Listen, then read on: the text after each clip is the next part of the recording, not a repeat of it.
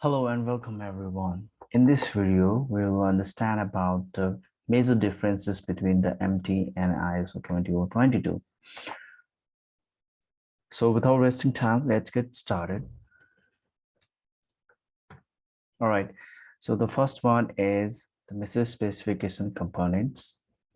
Now, how we use to denote in MT messaging, that is ISO 15022, is we used to call it as field, and under that field name or field name number, we used to then give the respective value. For example, tag 57A.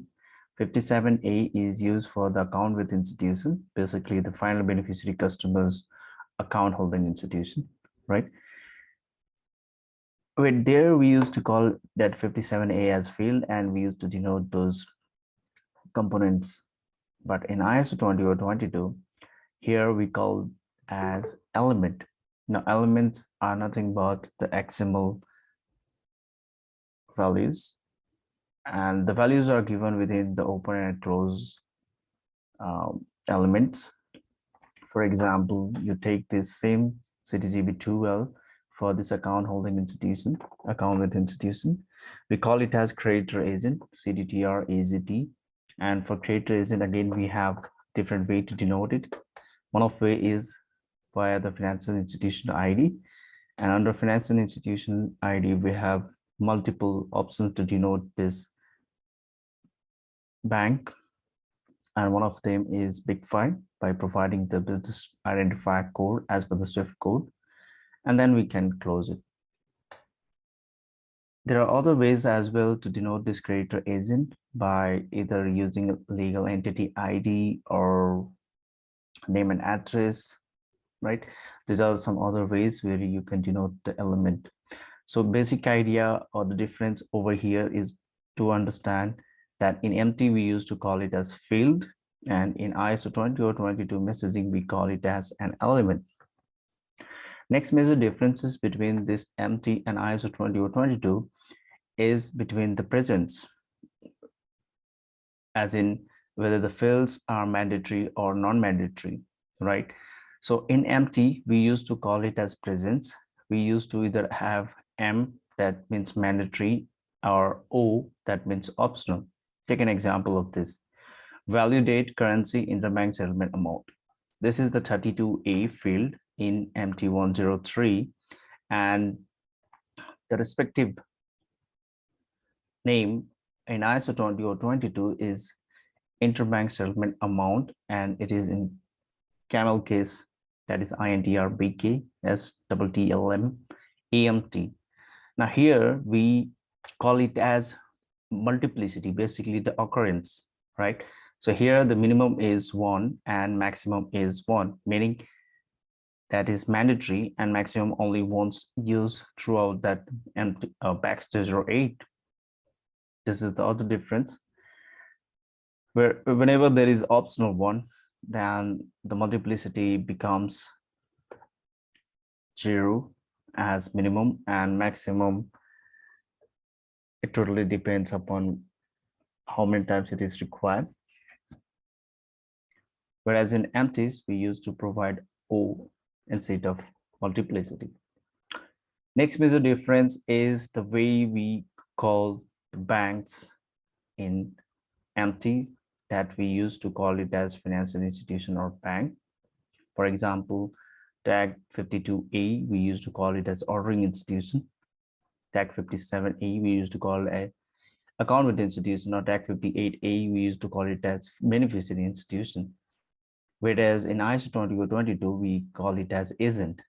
For example, the ordering institution, tag 52A in MT, we call it as the debitor agent, and tag 57A in MT103, which is equivalent to creditor agent in ISO 20022. So the way we term is different in MT to that of ISO 20022. Now, these are the key major differences. Other than that, as I told you, we used to call it as ordering customer in MT103 and debtor in ISO 20022. Center week, we used to Sender big, we used to call it as sender in empty, and the one who is sending out the messages on behalf of the customer who has initiated. Here we call it as instructing agent. Now, in empty, the receiver of the message we used to call it as receiver, whereas in ISO 20022, the message receiver we call it as instructed agent, and the final beneficiary customer in MT103, for an example, we used to call it as beneficiary customer, whereas creditor is what we call it as in ISO 20022. So these are the major differences. Now, we have a comprehensive ISO 20022 course for all those who are willing to understand how the migration of ISO 20022 is going to happen, the different ISO 20022 messaging which are involved, which that is what will be covered in this courses as well, and lot more information. Just if you want, if you are interested to buy this course or to enroll for this course, then you can reach out to us by dropping an email to swiftpaymentguru@gmail.com as shown in this slide.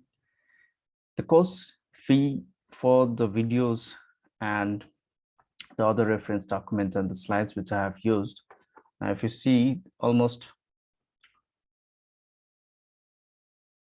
600 pages of slides is there. So I have covered almost 20 hours of sessions, 20-hour sessions. And for all of this, right, you can get it in this INR 10,000 rupees, international rupees. And that is bare minimum cost for all the efforts I have put in.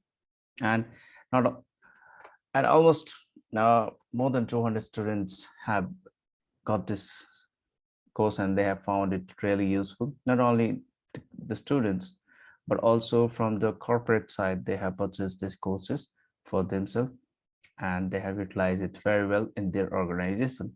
So you can purchase it as well. So I'll just go through the syllabus which I'll be covering or which you'll be getting if you buy this course videos. So we start with the introduction and then we understand about the ISO and then who developed the ISO 20022 and issues with the different message standards which led to rise of ISO 2022. Why do we need ISO 2022 now? XML. What is XML?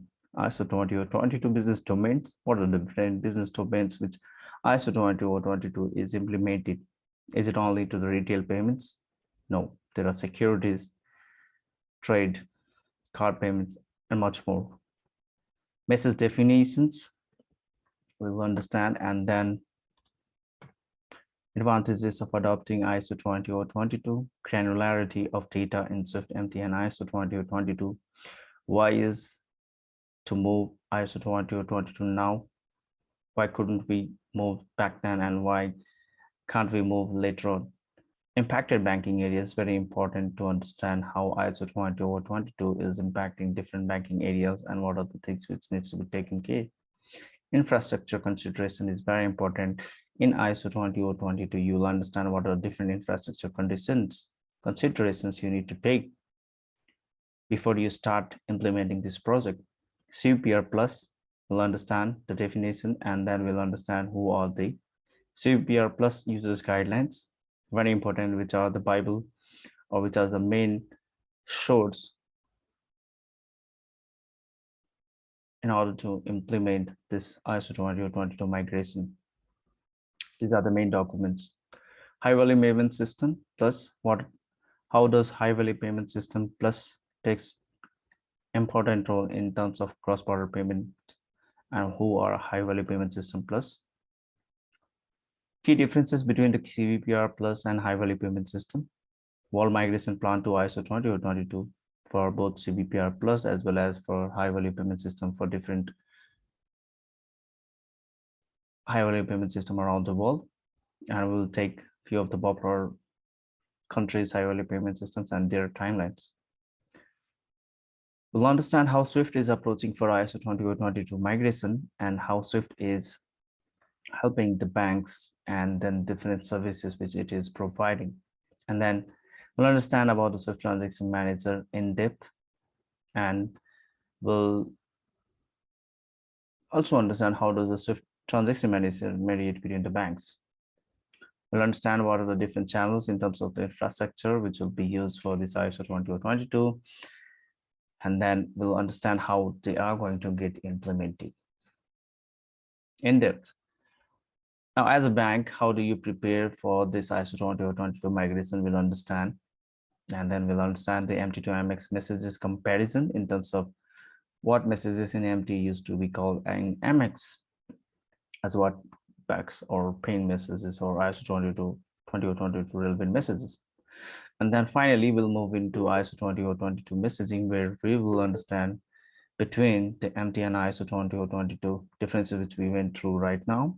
And then we'll understand the message structure, business application header, rules, XML element, and then one by one, step by step, each and every payment messages under the PACS. That includes PACS J02, which is the financial institution to financial institution payment status report.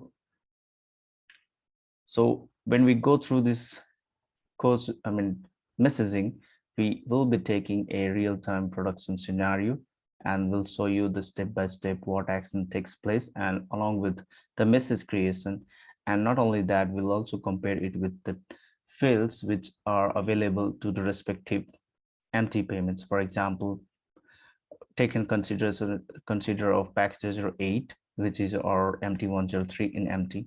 So all those elements in ISO 20022 of PACS 08 will be comparing it with that of MTs if it is there. If not, then this is something newly introduced. So that way you will be learning it, so that in your bank, when you are going to implement this ISO 20022, then you should be able to know how and what are the data which are going to be mapped. So that is I have made this videos so that you understand each and everything. So we'll understand PACS 04 payment return, J08 customer credit transfer, and J09 financial institution credit transfer. That is a part of PACS. And then into payment initiation, we'll understand about payment initiation, paying J01, that is customer credit transfer initiation, and then customer payment status report. Now paying J01, we know that it is equivalent to our MT11. Now, and then we will understand about the cash management messages. We include 052, 53, 54, 56, 57, and that's all we'll understand.